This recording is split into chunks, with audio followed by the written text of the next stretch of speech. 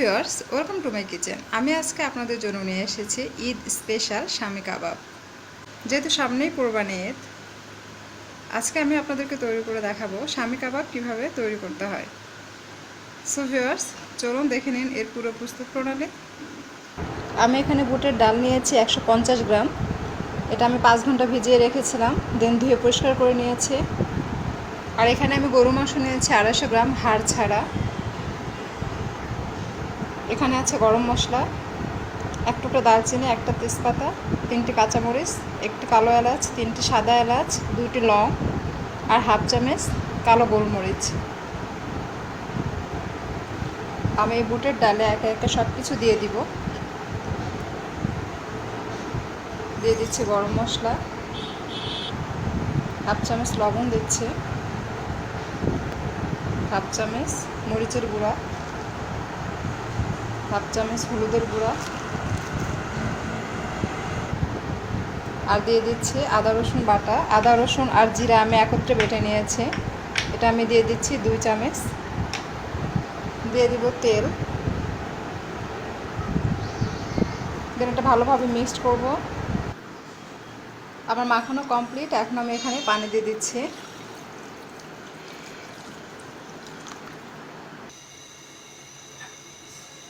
এখন দিয়ে দিব পেঁয়াজ। আমি এখানে এক কাপ না, 1/3 কাপ পেঁয়াজ নিয়েছি।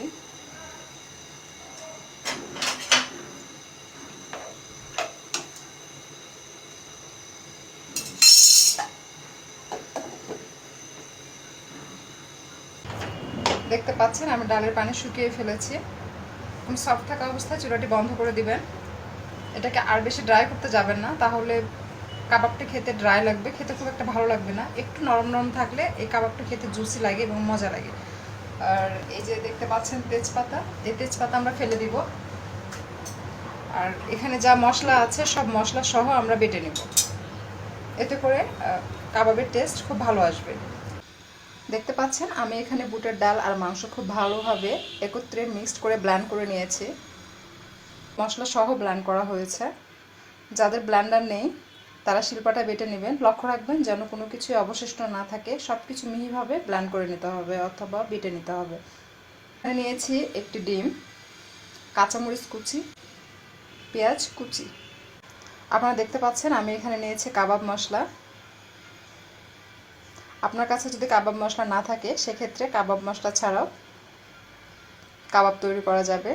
এই কাবাব মশলা ছাড়া যে কাবাবের টেস্ট বেটার আসবে না তা কিন্তু না, কাবাব মশলা ছাড়াও কাবাবের টেস্ট অনেক বেটার আসবে।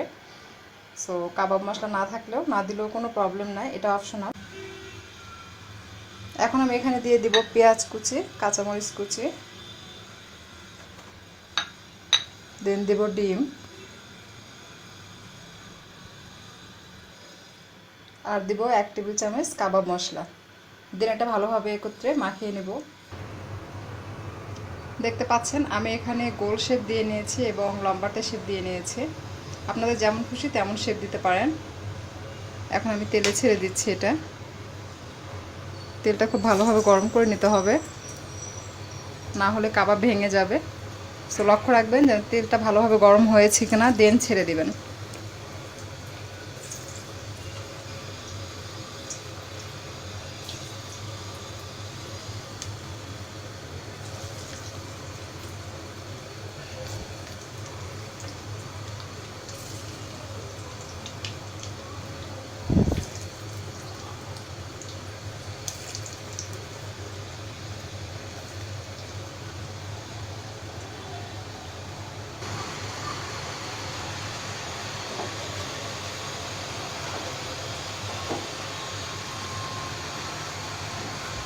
আগে উল্টে পাল্টে দিতে যাবেন না, তাহলে কাবাব ভেঙে যাবে।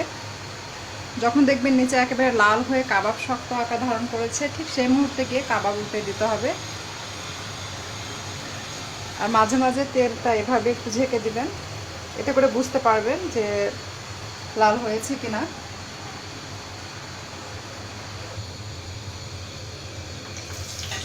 দেখতে পাচ্ছেন লাল হয়েছে। এখন আমি উল্টে দিব।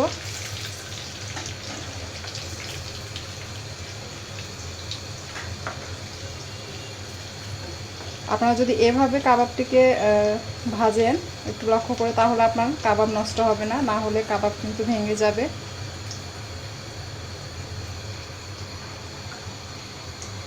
একদম নাড়াচাড়া করা যাবে না। এখন শক্ত হয়ে গিয়েছে, এখন আমি যত একে কোনো কিছু করি না কেন এ কিন্তু আর ভাঙবে না। এখন আমি একে যা খুশি তাই করতে পারি, বাট এখন আর ও ভাঙবে না, একটা কাবাবও ভাঙবে না, কি নষ্ট হবে না, কোনো কিছুই হবে না। দেখতে পাচ্ছেন একটুও ভাঙে নাই। ডিম মাখানোর সঙ্গে সঙ্গে আপনাকে কাবাবটা তৈরি করে ভেজে ফেলতে হবে। আপনি যদি আধা ঘন্টা অপেক্ষা করেন দেন যদি কাবাবটা ভাজতে যান, সেক্ষেত্রে কী হবে, কাবাব একেবারে তেলের সঙ্গে মিলিয়ে যাবে, আপনার কাবাবটা হবে না।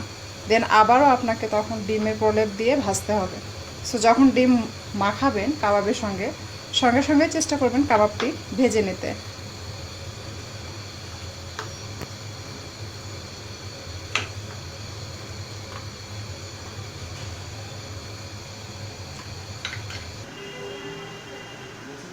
সো কমপ্লিট আমার স্বামী কাবাব। আশা করি আমার রেসিপিটা